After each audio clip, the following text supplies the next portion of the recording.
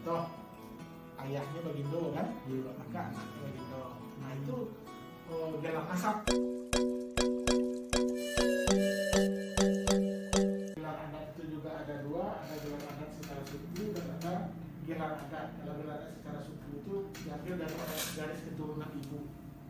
Kalau gelar adat itu gelar pusako yang diwariskan pada anak laki-laki. Contoh, ayahnya Bagindo kan, maka anaknya Bagindo. Nah itu gelar nasab. Nah, itu ada gelar suku adalah gelar pusako, gelar adat adalah gelar nasab. Nah, itu gelar nasab itu cuma berlaku di Pariaman. Nah, yang kenapa dikatakan gelar adat? Yang adat itu kan berbeda-beda setiap daerah. Lain bumbu, ada ikan, lain sadang, lain belalang. Nah, kalau kita di Pariaman, gelar adat diwariskan dari ayah secara nasab. Kalau ayahnya Sidi, anaknya beda mengenal dengan pusako. Kalau pusako tanah itu dimiliki, apakah dia pusako tinggi, apakah dia pusako rendah.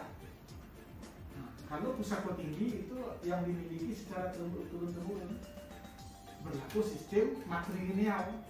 Jadi diambil dari garis turun tinggi. Kalau yang pusako rendah, pusako yang di Bali berlaku sistem pewarisannya patrilineal. Kalau dari ayah turun ke anaknya kan dari bapak ibunya berarti patrilineal. bagi hasil tuh dijual gitu ya Pak? Ya bagi hasilnya maksudnya apakah bagi tanah itu misalnya dipergunakan oleh pemerintah untuk salah mall misalnya. Nah, berapa penghasilan mall itu dibagi hasil dengan pemilik tanah. Seperti kami di Tunggal Selatan membangun objek wisata desa, itu sistem bagi hasil. Jadi 40% dari hasil pemasukan objek wisata itu untuk pemilik tanah. Itu sistemnya adalah sistem bagi hasil.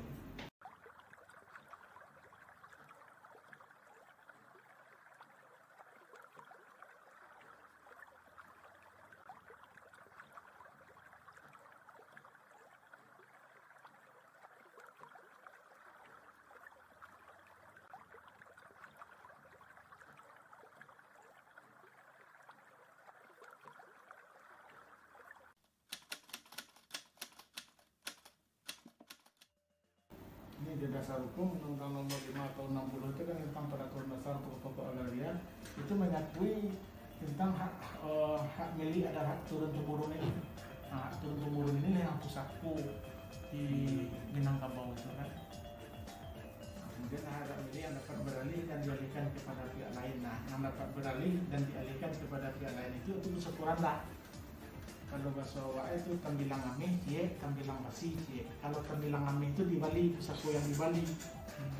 Nah, kalau tambilang basi, pusako yang diwarisi secara turun-temurun. Nah, inilah pasal 20 ini yang mengakomodir kearifan lokal di Sumatera Barat. Nah, itu makanya kepemilikan tanah di Sumatera Barat itu ada keterlibatan mama kepala waris, ada mama kepala suku, dan ada ketua lembaga adat.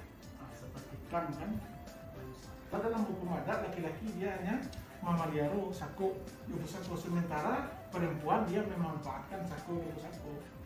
Nah kemudian bolehkah Siti Aminah dan Siti Aisyah ini urus tanah wilayah yang dia miliki secara komunal tadi dibagi? Bisa kalau dia sepakat dibagi dua, untuk Siti Aisyah sebagian, untuk Siti Aminah sebagian. Nah kalau sekiranya di sini kita lihat kan Siti Aminah ini keturunannya kan cukup banyak dan adik Siti Aisyah. Nah, yang penting sesuai ranji itu kita bagi dua dulu. Nah, nanti kita minta lah Siti Aminah karena masih saudara kandung bisa nggak ditambah pembagiannya sekian meter atau sekian puluh meter. Itu tergantung Karena pertimbangan karena keturunannya kan banyak misalnya kan. Nah, seperti itu. Nah, laki-laki dia habis di situ, dia enggak mengelola. Lalu di antara ini siapa nanti dalam pengurusan surat-surat tanah seperti sertifikat dan sebagainya, siapa mama kepala warisnya? Sepakatlah ini yang berdua ini, dan tidak mesti dari yang tertua.